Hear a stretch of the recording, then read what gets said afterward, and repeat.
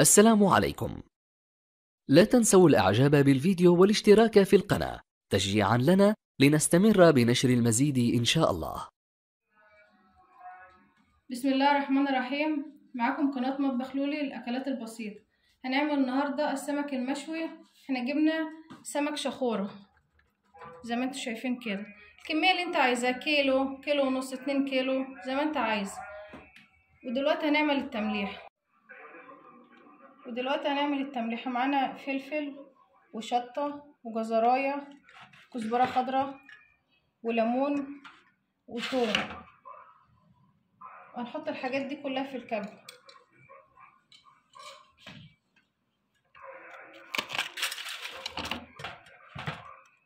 هنحط الفلفل، حطينا الثوم والليمون مقطعينه، والكزبرة وجزراية. الجزر بيخلي السمك المشوي جميل، جربوا كده تحطوا الجزر في التمليحة بتاعت السمك، هيخليه مسكر وجميل.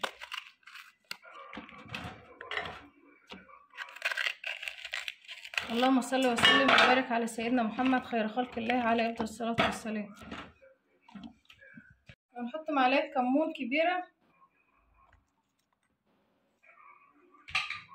ونص معلقة فلفل ومعلقة كزبرة،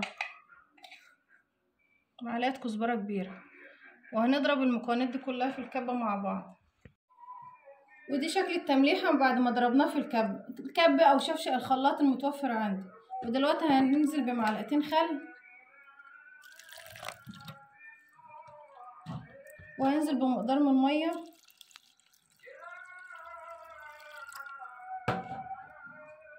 ومعلقة شطة،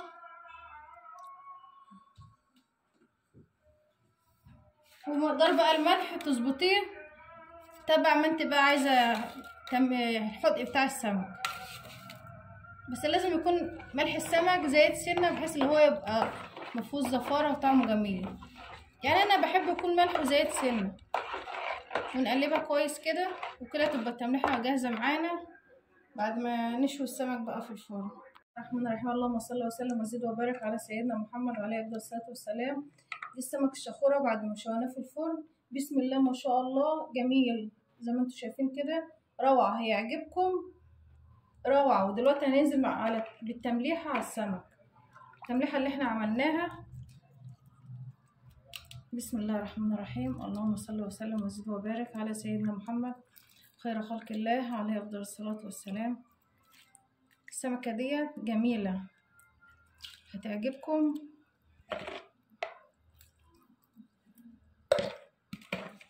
وهنسيب بقى السمك في التمليحة شوية، وبعدين نحطه في طبق التقديم.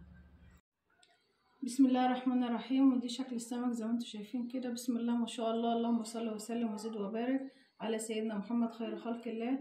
جميل هيعجبكم. ودي أكلة على قد ايدينا ما شاء الله. ما تنسوش بقى القناة وتعليقاتكم ولايك وشير وتدعموا القناة عشان يوصلكم كل جديد.